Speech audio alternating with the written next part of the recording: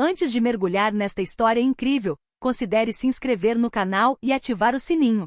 Cada história aqui tem algo a dizer, e você não vai querer perder nenhuma. No topo de uma torre de vidro brilhante a poucos passos do Central Park, ficava a sede da Reed International Holdings, uma fortaleza do capitalismo moderno. O edifício refletia o céu de Nova York como um espelho altivo, desafiando o resto da cidade a alcançá-lo. No topo, no último andar, havia um mundo à parte, um universo silencioso de pisos de parquete polidos, poltronas de couro italiano e pinturas modernas que valiam milhões.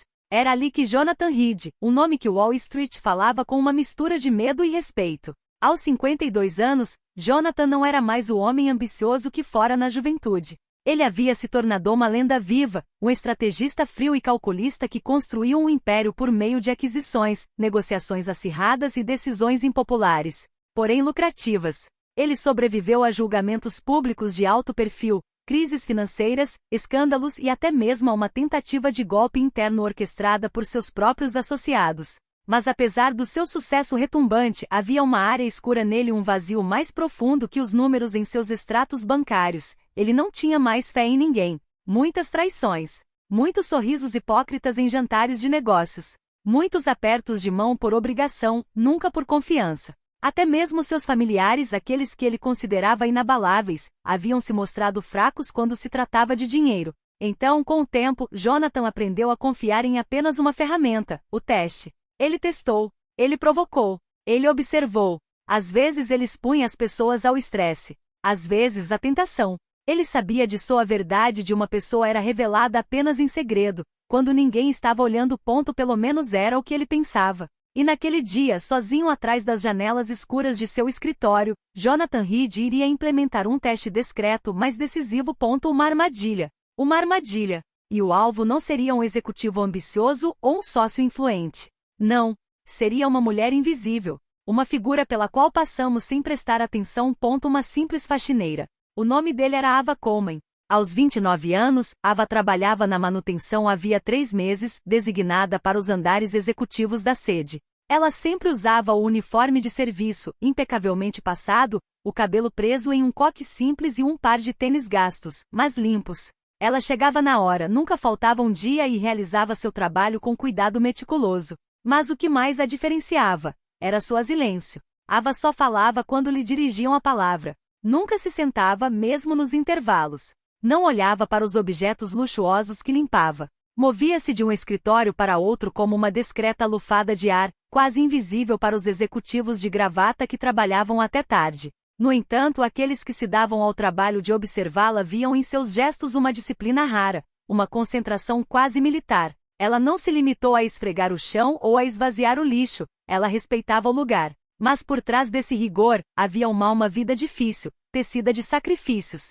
Após perder os pais em um trágico acidente de carro, Ava viu sua juventude mergulhar em uma emergência brutal. Ela então decidiu cuidar do irmãozinho dele, Liam, um menino de 11 anos com olhos brilhantes e sonhos de astronauta. Ela havia deixado de lado suas próprias ambições acadêmicas para se sustentar, trabalhando em 2 empregos e estudando online sempre que tinha um tempinho. De manhã, levava Liam para a escola.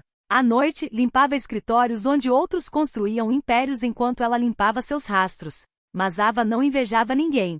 Ela não odiava os ricos, nem tinha ciúmes dos poderosos. Ela só queria viver honestamente, para dar um teto e amor ao irmão, para permitir que ele crescesse longe do desespero. Ela não sonhava com luxo, mas com estabilidade. Não com ascensão social meteórica, mas com paz. Ela sonhou com não precisa mais lutar todos os dias, poder sentar, respirar, sorrir sem medo do amanhã. Ela não queria mudar o mundo. Ela só queria proteger os seus. E naquela noite, sem saber, ela seria observada por um homem acostumado a julgar, a suspeitar, a testar, e que não esperava isso. A verdade que ele procurava viria dela. Naquele dia, Jonathan Reed acordou mais cedo do que de costume.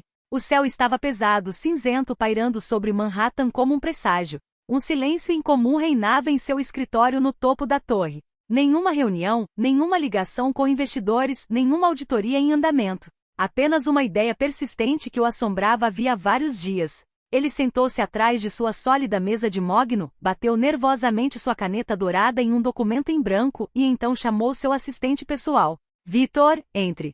Victor Harris, seu braço direito por mais de 10 anos, um homem discreto e leal, entrou na sala com certa apreensão. Ele conhecia bem aquele olhar, o de um homem prestes a lançar um jogo cujas regras só ele conhecia. O que foi, Jonathan? Jonathan se levantou, contornou a mesa e se aproximou de uma parede de madeira escura. Apertou um botão escondido na moldura. Cofre de alta segurança, embutido na parede, apareceu com um leve ruído de clique. Ele girou a manivela lentamente, com precisão, e então a abriu. Lá dentro, uma verdadeira tesouro brilhou sob a luz. Joias antigas em caixas de veludo preto, relógios suíços alinhados como soldados, maços grossos de notas de $100, e entre duas camisas de couro, contratos confidenciais com as assinaturas de homens poderosos. Tudo isso ao seu alcance. Deixe aberto. Hoje à noite, ele declarou calmamente, sem desviar o olhar do conteúdo. Victor resta interdito. Perdão? Hoje à noite, durante o horário de limpeza. Quero o porta-malas entreaberto. Só o suficiente para vermos o que tem lá dentro. Victor franziu a testa. Você quer que a gente incrimine um dos seus funcionários? Jonathan virou-se lentamente para ele. Eu quero observar, testar. Ele caminhou até a janela com as mãos atrás das costas, olhando para a cidade movimentada que se desenrolava abaixo como um tabuleiro de xadrez de oportunidades e traições. Há uma jovem Ava Coleman, quieta, discreta. Ninguém a nota. E esse é o problema. Aqueles que não notamos podem ser os mais perigosos, ou os mais puros. Quero saber para que lado ela se inclina. Victor hesitou. Jonathan, é arriscado. Se alguém descobrir sobre esse teste, principalmente se vier pela imprensa. Exatamente. Jonathan interrompeu. A lealdade só se revela na tentação. Não em entrevistas de emprego nem em elogios. Ela se revela quando ninguém está olhando. Ele caminhou até o armário de madeira no fundo da mesa e abriu uma escotilha escondida. Atrás dela havia uma pequena sala à prova de som e sem janelas, contendo uma tela de vigilância, uma poltrona de couro e um discreto sistema de gravação de vídeo. Câmera em miniatura, cuidadosamente escondido em uma luminária de parede em seu escritório. Estava conectado a esse sistema. Vou ficar aqui sentado e observar, em silêncio. Não quero prendê-la. Quero saber quem ela é quando estiver sozinha diante de uma oportunidade. Victor olhou para ele, dividido entre a preocupação e o fascínio. Sabia que Jonathan nunca agia sem razão, mas desta vez, era pessoal. Havia uma obsessão em seu olhar, quase uma dor ancestral. Tudo bem. Victor suspirou. Vou garantir que ninguém suba ao último andar esta noite, exceto ela. E acima de tudo, não desligue a câmera. Victor assentiu.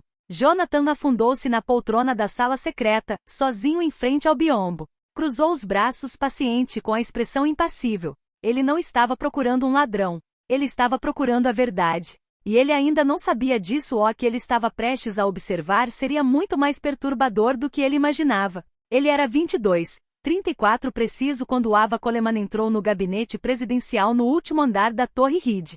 A maçaneta de latão girou silenciosamente como se o próprio silêncio se curvasse diante do lugar. A porta se fechou atrás dela com um leve estrondo. Clique, abafado pela espessura dos tapetes orientais. O escritório de Jonathan Reed era um espaço quase sagrado, banhado por uma escuridão luxuriante.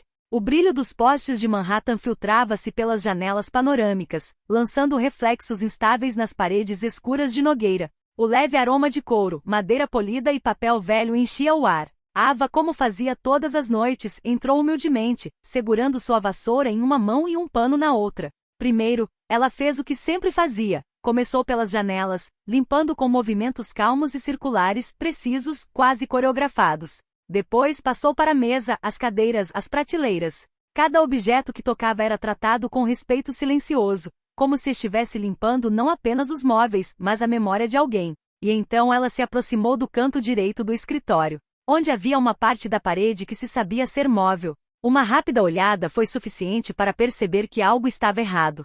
Ela parou morto. Seu coração deu um pulo. Falta de ar. Os olhos dele congelaram. O cofre estava entreaberto. Não apenas entreaberta. Abriu bem. A porta de metal preto fosco, normalmente escondida na parede de madeira, estava escancarada como uma ferida aberta. E lá dentro, era uma cena quase surreal.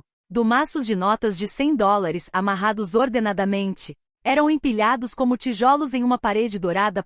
Relógios suíços colecionáveis repousavam em caixas alinhadas, seus mostradores brilhando na luz indireta. Na parte inferior, um colar de pérolas de rara fineza repousava sobre um veludo azul meia-noite. Mais acima, documentos lacrados, alguns marcados como confidenciais, traziam os selos de empresários famosos. Era um inventário de riqueza, influência e puro poder. Ava deu um passo para trás, com os olhos arregalados. Ela piscou. Ela tinha visto errado? Foi um descuido? Um erro? Uma dúvida lhe passou pela cabeça. Depois, um arrepio. E um pensamento furtivo, ninguém saberia. Não havia ninguém no escritório. Ninguém no corredor. Nenhum som, exceto o som distante de um elevador descendo. Seu olhar voltou para o tronco. Sua respiração estava acelerada, mas ela tentou manter a calma. Ela olhou ao redor uma última vez.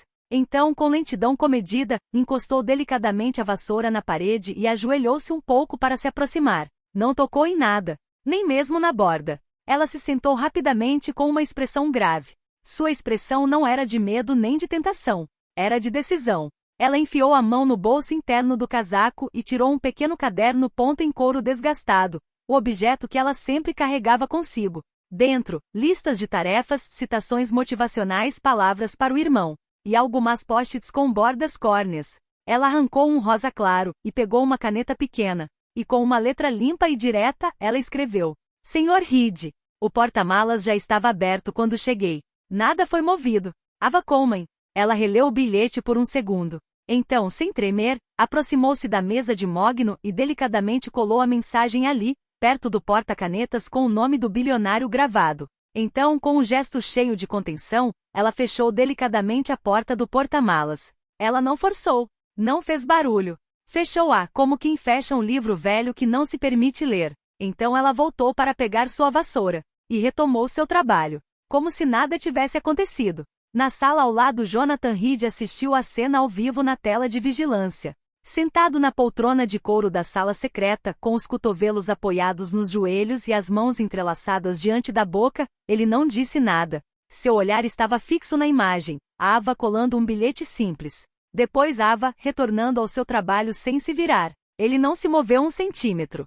Ele esperava, uma hesitação, um olhar demorado, um impulso descontrolado, um gesto furtivo. Ele tinha visto pessoas muito mais poderosas do que essa jovem mulher sucumbirem por muito menos. Ele esperava a natureza humana em sua forma mais frágil, mas ele não tinha visto nada disso. Apenas uma calma desconcertante, uma retidão quase dolorosa, uma integridade silenciosa. Fica ali muito tempo depois de sua partida, ainda olhando para a tela preta, agora vazia. A câmera ainda estava filmando, mas a cena já havia terminado. E no silêncio desta sala onde não houve traição, Jonathan sentiu algo se agitar dentro dele e pensou que havia morrido há muito tempo. Na manhã seguinte, pontualmente às 8h, Ava Coleman, com os olhos ainda cansados de uma noite de trabalho, estava guardando suas coisas no armário quando uma breve mensagem apareceu em seu telefone comercial. Por favor, reporte-se imediatamente ao gabinete do presidente. Ela ficou ali, paralisada. Seu coração afundou. Imediatamente pensou no cofre. Tinha feito tudo certo, não é? Não tocará em nada. Até deixará um bilhete. No entanto, aquela convocação repentina, aquela hora, não era um bom presságio. Ela subiu ao último andar em silêncio. Cada andar que passava aumentava sua apreensão. O saguão do gabinete presidencial estava silencioso, abafado, quase irreal. Um assistente abriu a porta para ela sem dizer uma palavra. Jonathan Reed estava de costas para a janela saliente, contemplando a paisagem urbana matinal. Na mão direita, segurava o pequeno post-it rosa. Não se virou imediatamente. Entre, senhorita Coleman, disse ele calmamente. Ava obedeceu, fechando a porta com cuidado. Seu uniforme ainda cheirava a detergente. Seus dedos tremiam. Jonathan virou-se lentamente. Seu olhar era sério, mas não hostil. Você viu esse baú, não viu? Sim, senhor. Ela respondeu com a voz quase apagada. Ele assentiu lentamente. E você não levou nada? Ela sustentou o olhar dele. Não, senhor. Ele deu alguns passos para dentro do quarto, sem tirar os olhos dela. Para quê? Ela respirou fundo. Então, simplesmente disse. Porque não era meu. Eu limpo seus escritórios, senhor, não sua consciência. Seguiu-se um longo silêncio. Jonathan olhou para baixo como se suas certezas tivessem sido levemente abaladas. Caminhou até sua mesa, abriu lentamente uma gaveta e tirou um envelope branco. Entregou a Ava, que hesitou antes de pegá-lo. Este é um cheque de $50.000. Seus olhos se arregalaram. A quantia lhe parecia irreal. Quase absurda. Não é uma recompensa, disse ele, é um investimento. Então ele colocou um segundo envelope na mesa entre eles. E isto é uma carta de aceitação para o nosso programa interno de treinamento em gestão. Normalmente é reservada para funcionários antigos com diploma universitário e recomendações internas. Mas vou te dizer uma coisa, Ava. Você tem uma integridade que nem mesmo alguns dos meus gerentes tiveram. Ela permaneceu petrificada. Achei que estava testando sua lealdade, continuou ele. Mas fui eu quem foi testado. Você me lembrou de algo essencial. O que você fez, ou melhor, o que você não fez, vale mais do que 1000 currículos brilhantes. Ele deu um passo para trás e colocou a mão sobre a mesa de mogno. Preciso de pessoas como você. Pessoas que se levantam quando ninguém está olhando. Ava sentiu os olhos lacrimejarem. Tentou falar, mas sua garganta estava apertada. Obrigado, senhor. Não sei o que dizer. Basta dizer que você estará lá na segunda de manhã para começar o treinamento. O resto virá depois. Ela sentiu lentamente, como se estivesse em um sonho. Apertou os 2 envelopes contra o peito. Saiu do escritório quase sem fôlego. No elevador, sozinha, ela desatou a chorar baixinho. Não lágrimas de dor, lágrimas de libertação. Ela pensou no filho, Elijah, que criará sozinha durante 6 anos. Nas noites de trabalho, nos sacrifícios, nas humilhações silenciosas. Pensou na mãe, que morreu sem nunca poder deixar a faxina. E agora, graças a um teste que ela nem sequer consentiu, tudo mudou. Não foi apenas uma oportunidade. Foi um ponto de virada. Um novo capítulo. E pela primeira vez em muito tempo, Ava se permitiu acreditar nisso. 3 anos se passaram desde aquela noite estranha em que um cofre entreaberto revelou muito mais do que notas ou joias. Ele expôs a alma de uma mulher íntegra e despertou a de um homem poderoso. Ava Coleman, antes uma governanta discreta, agora era diretor de operações sociais da Reed International, cargo que Jonathan havia criado especialmente para ela. Mas ela não estava satisfeita com o novo cargo ou um escritório iluminado com vista para a cidade. Trabalhava com o mesmo rigor de antes, mas com uma missão muito mais ampla, portas abertas aos esquecidos. Ela jogou ao programa Segundo Amanhecer um plano de reintegração profissional para mães solteiras, ex-presidiários e jovens adultos de lares desfavorecidos. Ela visitou centros comunitários, ouviu suas histórias e contou a sua própria. Ela criou bolsas universitárias, do workshops de desenvolvimento pessoal e treinamento gratuito em parceria com as subsidiárias da Reed International. Cada arquivo que ela assinava, cada mão que ela apertava, era um lembrete de suas próprias noites ansiosas limpando escritórios vazios, sonhando com mais sem nunca ousar dizer isso em voz alta. Nos corredores da empresa, ela se tornou um símbolo vivo de integridade, coragem e esperança. Os funcionários, mesmo os de mais alto escalão, baixavam o tom de voz na presença dela, não por medo, mas por respeito. Ela não impunha nada, mas sua franqueza por si só bastava para acalmar as consciências. Quanto a Jonathan Reed, o homem que construiu um império com desconfiança e estratégia, ele mudou lentamente.